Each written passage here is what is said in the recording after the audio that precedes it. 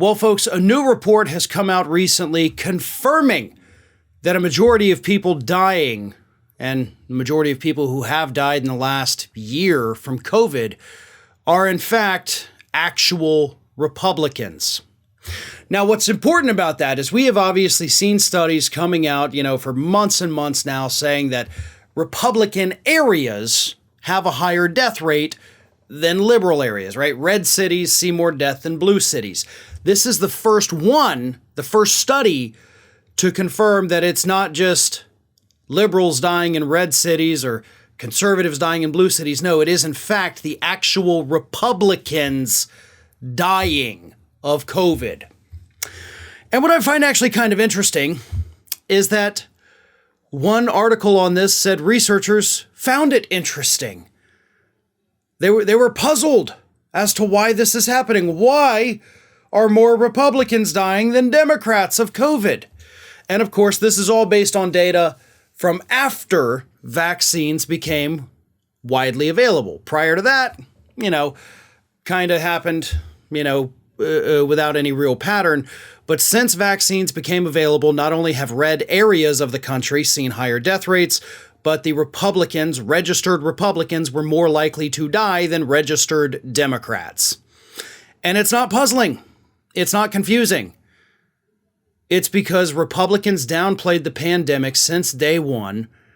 They laughed and mocked at people for wearing masks. And then when the vaccines came out, they suddenly all became a bunch of anti-vaxxers, acting like, oh, we can't trust these things. They're going to alter our DNA. We're totally fine. We don't need your poison shot. And, well, now you're dead. And I hate to be that blunt with it, folks, but that's what we're dealing with here. More than 1 million Americans have died from this pandemic. That is not over. And that was very careless and stupid for the Biden administration to recently say that. It's not over. We have tens of thousands of people dying every month still. And most of those deaths are Republicans, according to this new data. So here's what is puzzling to me. How can any Republican politician out there look at this data, look and see that their people are dying, the people that they need to vote for them next month, right? I mean, they can't show up to the polls if they're dead.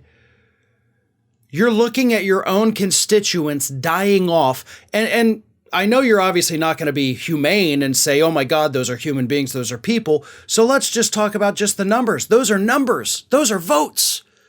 Those are votes that you Republicans will never get again. They're dead. And you have nothing to say about it? You're just still pretending like most other people that, no, pandemic's over? What's it matter? Ron DeSantis here in Florida bragging about not shutting things down. Other Republicans running against incumbent Democrats saying, this person supported lockdowns. You damn right they did.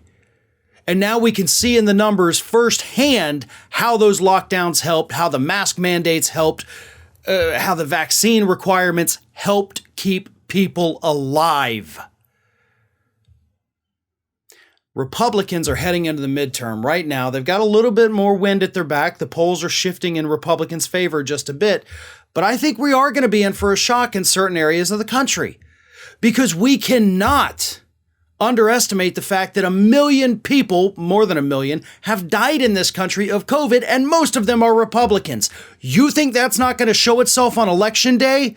Then you're absolutely kidding yourself. And I think Republicans are in for a nasty shock when they look at those election results and realize what their carelessness and their idiotic policies ended up costing them.